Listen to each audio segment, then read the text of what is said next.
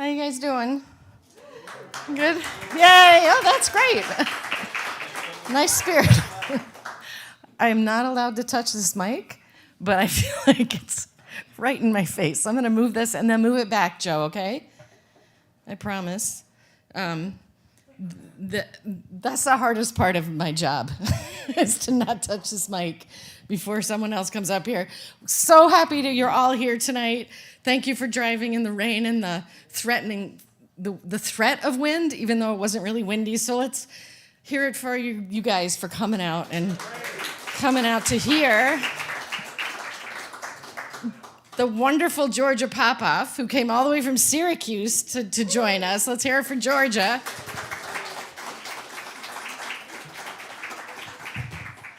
We're going to have her come up in just a minute, and then we will enjoy her work for a while.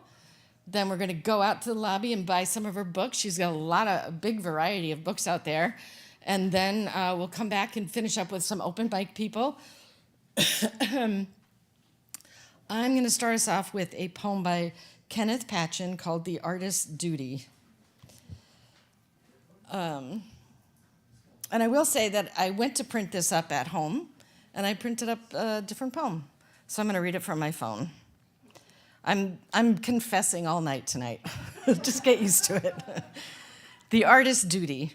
So it is the duty of the artist to discourage all traces of shame, to extend all boundaries, to fog them in right over the plate, to kill only what is ridiculous, to establish problem, to ignore solutions, to listen to no one, to omit nothing, to contradict everything, to generate the free brain, to bear no cross, to take part in no crucifixion, to tinkle a warning when mankind strays, to explode upon all parties, to wound deeper than the soldier, to heal this poor obstinate monkey once and for all, to verify the irrational, to exaggerate all things, to inhibit everyone, to lubricate each proportion, to experience only experience, to set a flame in the high air, to exclaim at the commonplace alone, to cause the unseen eye to open, to admire only the absurd, to be concerned with every profession save his own, to raise a fortuitous stink on the boulevards of truth and beauty, to lift the flesh above the suffering, to forgive the beautiful its disconsolate deceit, to flash his vengeful badge at every abyss, to happen. It is the artist's duty to be alive, to drag people into glittering occupations, to blush perpetually in gaping innocence, to burrow beneath the subconscious, to defend the unreal at the cost of his reason, to obey each outrageous impulse, to commit his company to all enchantments. And that's Kevin Patchen.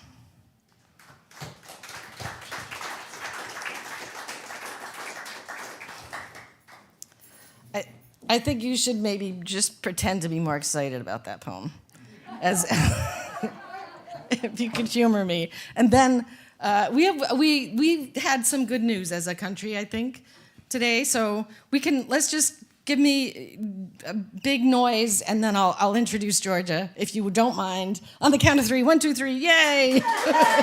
There you go. Thank you so much. I appreciate it. All right. Georgia Popoff is a writer, editor, arts and education specialist, and a program coordinator for the YMCA of Central New York's Writer's Voice.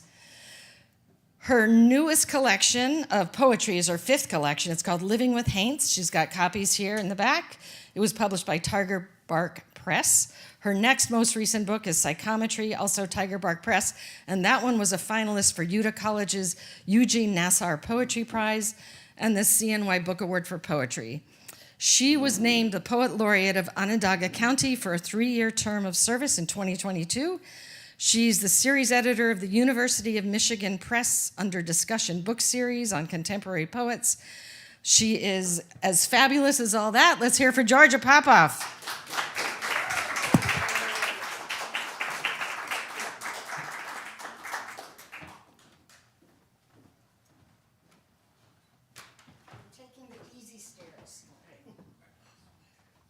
I'm told that's a smart thing to do.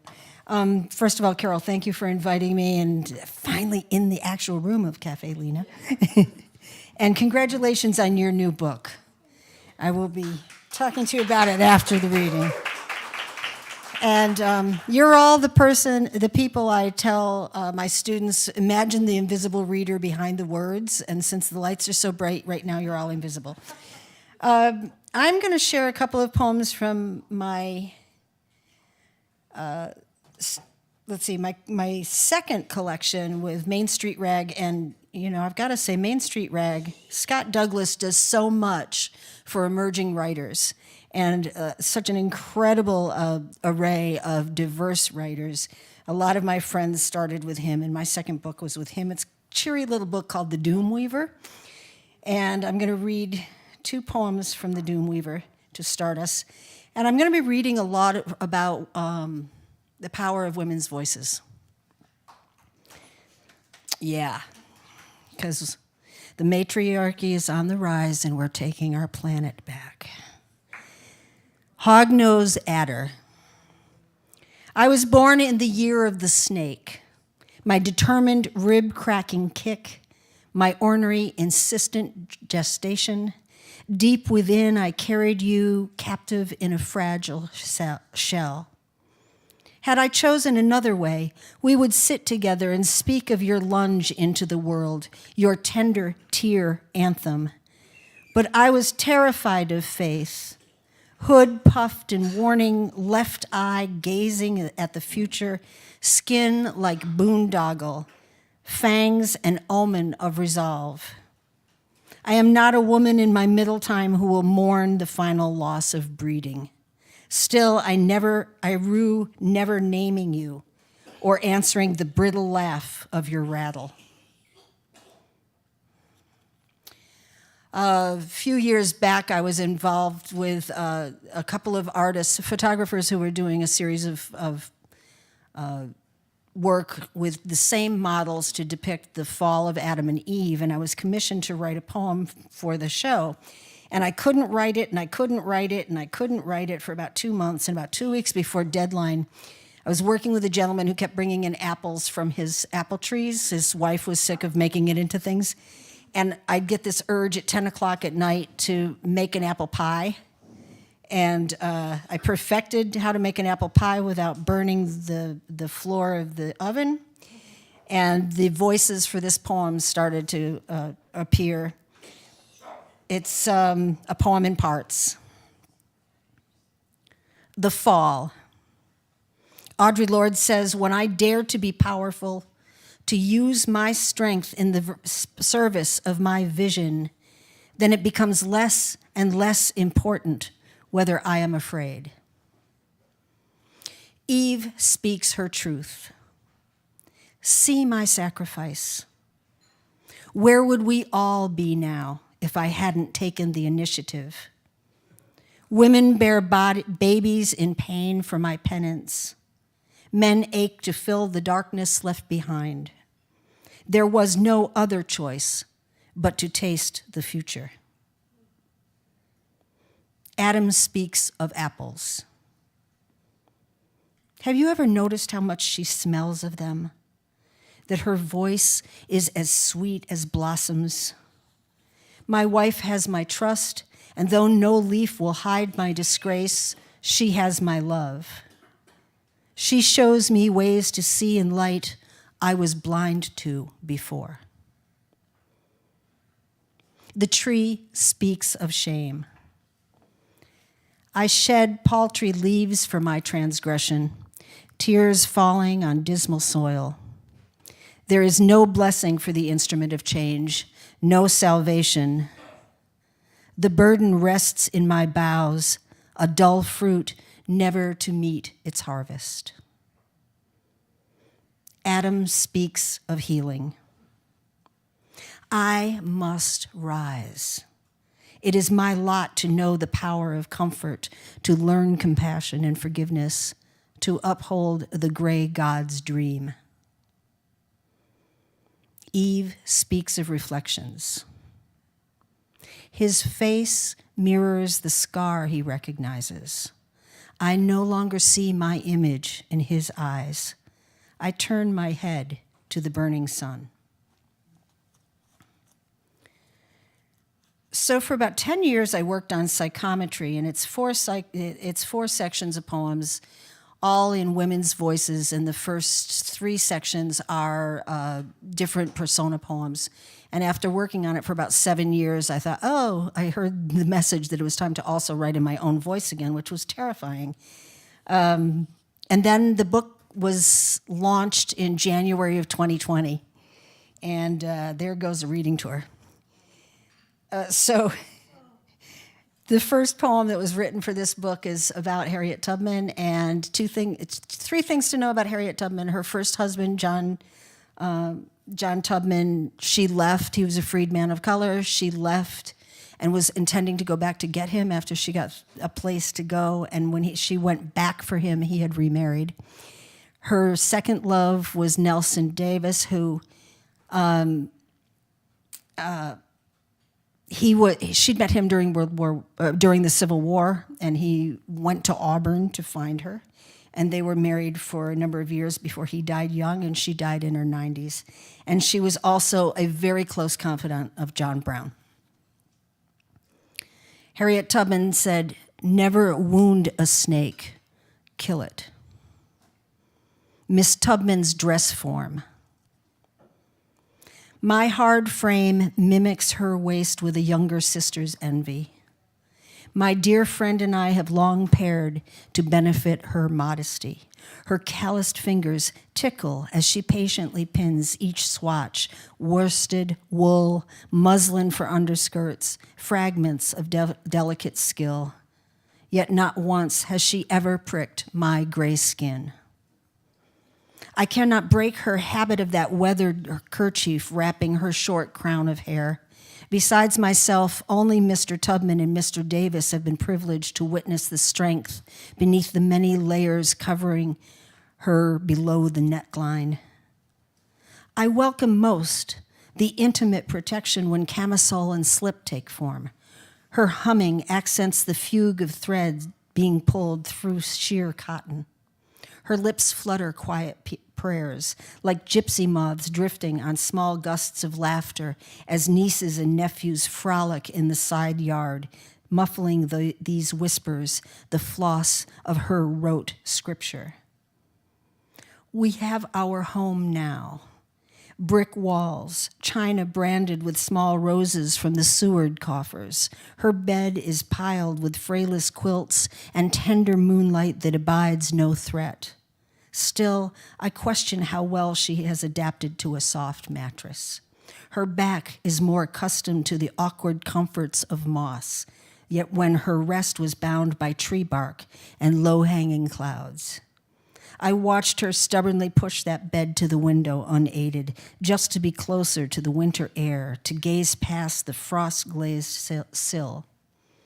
She often thrashes, her feet trudging through snow under phantom full moons. My single leg holds me fast as I stand silently, sentry of this corner. I cannot free her troubled sleep of Captain Brown's broken body dangling in the December wind. Her work is clearly incomplete. Folks knock at the door at all hours. So what of Nelson's devotion once he arrived? He walked so far to declare his love. She, more than any, can value the currency of his effort. He withheld his kisses until such guarded nights when the house was dead beneath the North Star and only mice were listening. Of my beloved Harriet I confide, our wombs are empty twins. Hers is a hollow cave of salvation gifted to others. Mine is lost to mere utility, a small grid of braces holding back to front. So the whole first section, psychometry, is persona poems of inanimate objects in the intimate lives of iconic women, which was a lot of fun. Like, what would they know about any of these women that we never get to see? And another one that caught my attention was Mary Mallon was known as Typhoid Mary, and she was an Irish immigrant. She was twice she was stopped from cooking for rich people because of being a non-symptomatic typhoid carrier. She didn't think she had it because she had no symptoms. But the second time, she was taken away to Brother Island, North Brother Island in the East River, and that where a shipwreck had happened with 300 German immigrants when it crashed in the rocks, and they were going to a picnic a few years before, and everybody died. So there's all these ghosts, and it was a typhoid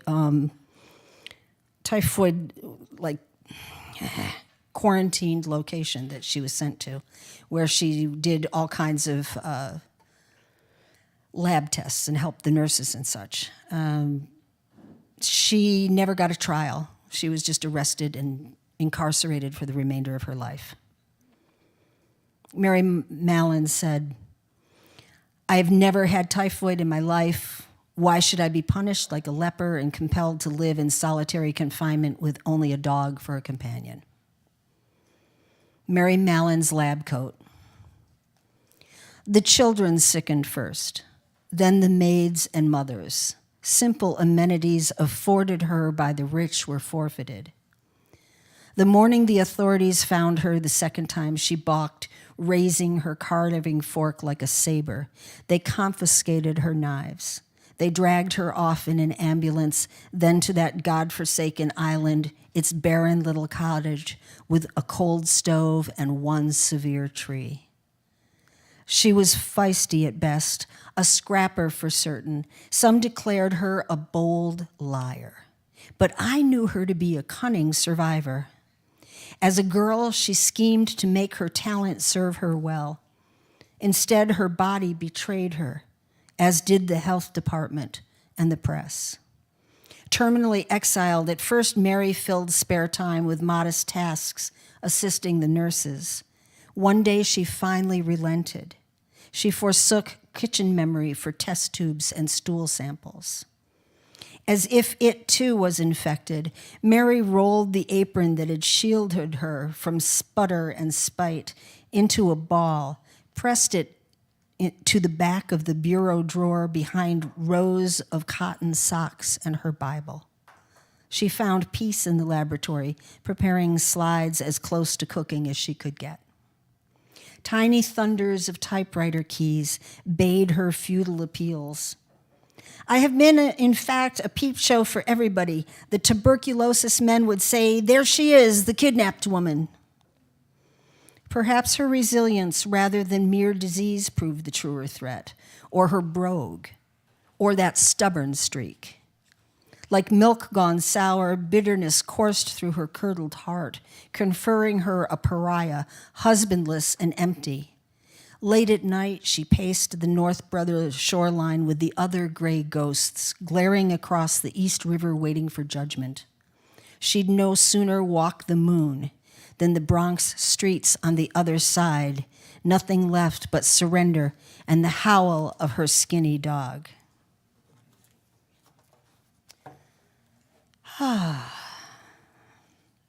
So during COVID, I was intending to write a memoir, and instead I wrote a memoir in verse. And I live in a house that was built in 1890, and my dog had died in December of 2019, and my college roomer that I rented a room out to a friend's son, he went off into quarantine, and I was living without another mammal for the first time since 1986. And it was a really, as it was for all of us, it was a very intense time, but it was also, there were a lot of sounds and noises that I had to pay attention to. So I'm moving into living with haints. And if you don't know what haints are, it's a Southern term for malevolent or mischievous ghosts that may rock the homestead. Hush, hush. What I'm about to tell you is just between you and me. Apparitions. Once the vacuum refused to suck up something under the bookcase, I swiped twice more before bending down to discover an earring lost for months. I figured the recovery was the act of angels. Swooshes are frequent through the house. The stairs creak, small items vanish, then reappear. Butch, the notorious bruiser of a cat gone nearly a decade, meets me at the door. His ghost weights the mattress, circling my body 7 times counterclockwise before settling in, as was his nightly habit. Busying my cast iron at the stove, I could often sense a gentleman, no more than a suggestion of a body, a tingle between my shoulders, the air dense with his history, almost breath. Was it the flame crackling against the skillet, the herbs and hot oil holding him to this place? He seemed to prefer the end of the table facing the front of the house where the leaded glass picture window reveals the street. I do not spook easily, but the kitchen visits grew unsettling. I asked him to stop sneaking up on a girl. Even the tolerant have limits.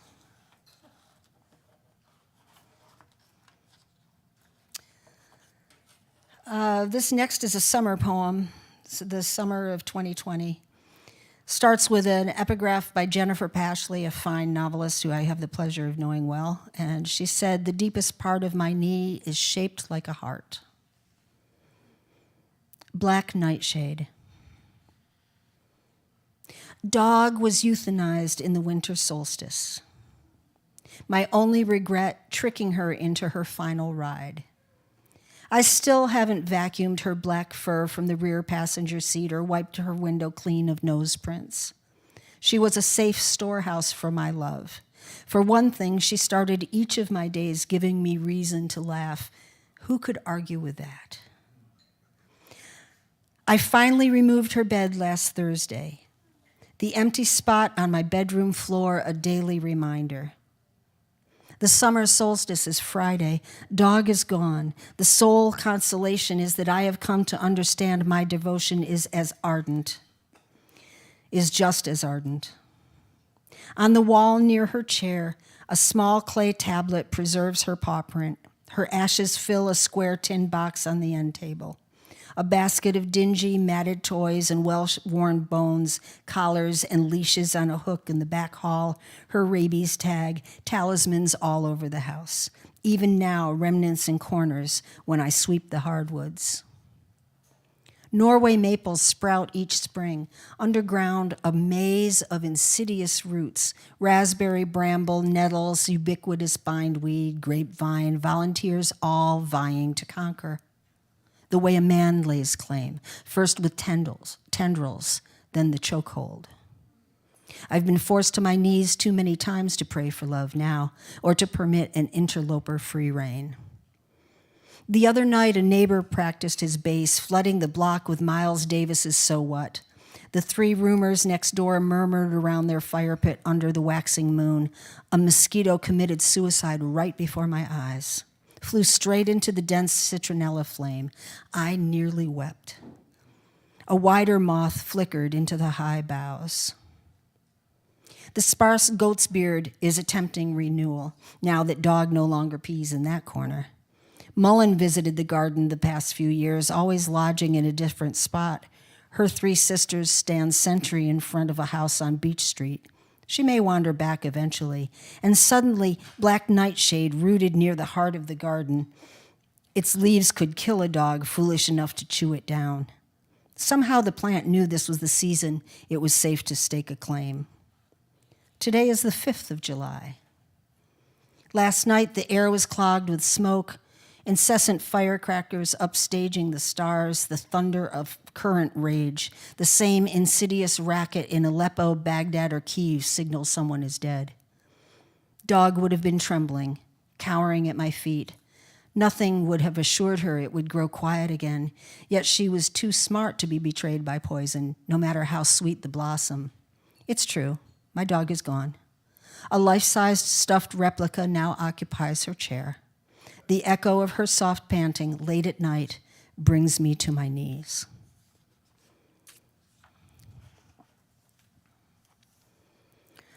This next poem is called St. Anthony and Stephen Hawking Conspire to Maintain Order. If this is true, what else is true? Matthew Olsman. In actual fact, nothing is solid, or so I've been told. The universe is comprised of a collection of molecules in close collaboration, making space even more vast than we ever assumed. This makes me cautious when climbing on my desk to hang a portrait of St. Francis de Sales, the patron saint of writers. What if I fell through? Where would I land? Months before the Twin Towers defied the logic of solid steel, I spent a week in Tuscany wandering through vineyards and cathedrals. The day before I traveled south to Rome, my white gold toe ring was suddenly absent. I tore the bed apart, retracing my steps. Then I remembered to pray to St. Anthony. Then I recalled dangling my feet in the deep end of a pool while staring across the valley striped with olives and grapes. The tiny circle rested at the bottom near the drain. The caretaker saw it too. He trundled to his shed, returning with a long pole, a crooked nail pounded into the end. His arm elbow deep, he fished for gold to answer my prayers. Rome was crazed. Soccer is truth to Romans. Their team won the Italian Cup for the first time in 17 years. Families flooded streets, flowing towards Circus Maximus, tributaries all heading to the sea. I stopped on a stone wide as a manhole cover, rounded to a blue-gray mound. How many feet did it take to wear away all those tight molecules? No one else seemed to care. My companion and I were in search of pasta, wading against the current. Up a cobblestone alley, a tiny chapel spilled forth a wedding party, the bride bright as gold, her groom beaming at his good fortune. White calla lilies lined the aisle at the ends of pews. The walls bore saints in frames of the same warm wood, a brass offering box before each, a slim slot, just wide enough to accept a coin or a folded bill. Close to the door, stoic St. Anthony drew me to a halt. I pulled cash from a spot close to my heart. Reserving enough for a meal, I pressed lira into a neat package. Tonight, the Tokyo News tells the cable world a distraught father dies beneath the waves in Fukushima searching for a miracle, a gold ring, a shoe, any hint of his daughter swallowed by the sea. Swabbing a tombstone, he says, "Each day I wash my face and her name." He never knew how to dive before this. Grief drove him to it. Once he had a beloved, then in the space of a moment, no trace. Beneath the breakers, remnants of walls, cars, bicycles, evidence of the dead, all those molecules, the distance between never to be filled, bones, heart, skin, stardust. Each life a single cell in the expanse, claiming no boundary, no logic, agreeing to be true.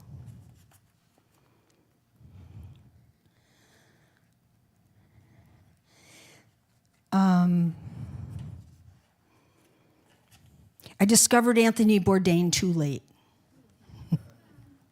So this is called Crush on a Dead Guy. Thank you for laughing. Be a fool for your love, for yourself, what you think might possibly make you happy even for a little while, whatever the cost or consequence might be. Anthony Bourdain. Gonad, right here in the first line. Clinical, not for shock either. Tony would like it that way. He didn't cotton to softening the blow with genteel sweetbread, just the base truth of nature, just a pluck at the throat. The sweet spot of love once deep inside me is cauterized. Someone I never knew is dead as well, handsome and driven, tortured, one might say. Familiar only with his fame, I mourn his voice, his weathered face on the screen. That's how it is sometimes, love beyond reach and all. A late show host, The one who is taken to plaid cotton shirts with no tie, cashmere sweaters and muted tones. That guy. I fall asleep to his voice most nights, the TV on a timer. Well, the other night before I woke up, he was lying in bed next to me. A moment after that, he walked to the window, unceremoniously ending the affair. So much cleaner to dream a man. Much less work. Being found out, the only possible humiliation. What a relief waking up. I'm not even trying to believe in trust. I've no further use for subtlety. And I think I'll read a couple more. I'm first going to read three more. I'm going to read two poems for my mother, who passed away 57 years ago, I think. Dead Reckoning. Mrs. Wright held a stock car racer's grip on the wheel, her nails painted Avon golden ruby, weaving her Chrysler Imperial the 6 blocks from Levy Junior High to her first floor flat I knew so well from long nights babysitting. The engine purred. She said little, an urgent smile stretching her lips. Squinting into November's silver sting, she pulled to the curb. Then she turned the key and opened her door. On the block, barely a bird, as if no one was left in the world. The same silence consumed the living room. She grabbed a bottle of Cutty Sark from the pantry and led me into the kitchen, sunlight glinting the glossed walls and magic chef stove. Choosing 2 shot glasses from a shelf in the tall cupboard, she filled both, warning, "You're going to need this." She belted her shot down. Tawny scotch pinched my nose. A sip burned a path from tongue to belly. I handed Mrs. Wright the remainder, her head tilted back as she drained it and took a deep breath. "Your mother is dying." November 10th, 1967. Mommy died. In an instant, everything was foreign. I was 14. Interment was not my mother's will. Her sister insisted that she be given a resting place. Though privy to the adults' decisions, I was not invited to be present to bury her ashes. For decades, I avoided visiting the monument where she has 5th billing. Just 2 years ago, at another funeral, Auntie held me for the first time in 50 years. The spite between us lost pungency the way herbs will wane left too long in the pantry. Together before the headstone, she seemed so small, frail, her husband a decade gone, his parents long before him, hers the only name with no final date. In June, I scrubbed the stone and transplanted 2 hostas from my front garden. 3 weeks later, Auntie was laid to rest. The mason will engrave her last day into granite before first snow. In summers to come, the hostas will stand guard in our stead. And I'd like to close with bedtime.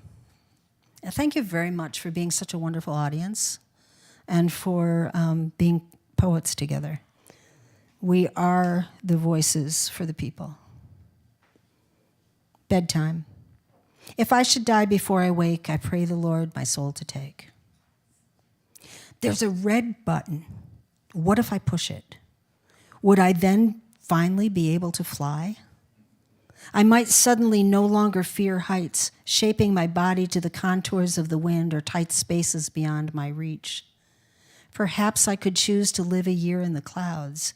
I could be mistaken for an angel, an eagle. All we truly need is air, water, a touch of sugar in all the day's acid. If I could fly, I would save my feet for significant needs. I would forget how to tie a shoe. Everything could be so simple with the push of a button, a step into weightlessness as uncomplicated as yeast mingling with the elements. In a circling dream, I lift readily into thin air unleashed from gravity, bouncing along the ceiling. I always wake with belly laughs. Once, the first time, I thought it was really so, which made for a disorienting start to the day. Nightly, I gaze into the far corner where death has languished, that spot where the walls kiss, a habit from when I was a child. I close my eyes, fearing the prayer I was taught. Am I drowsing toward no more? Will it be a casual stroll or like flight? Could this be the last moment at last? Thank you all very much. Stay safe.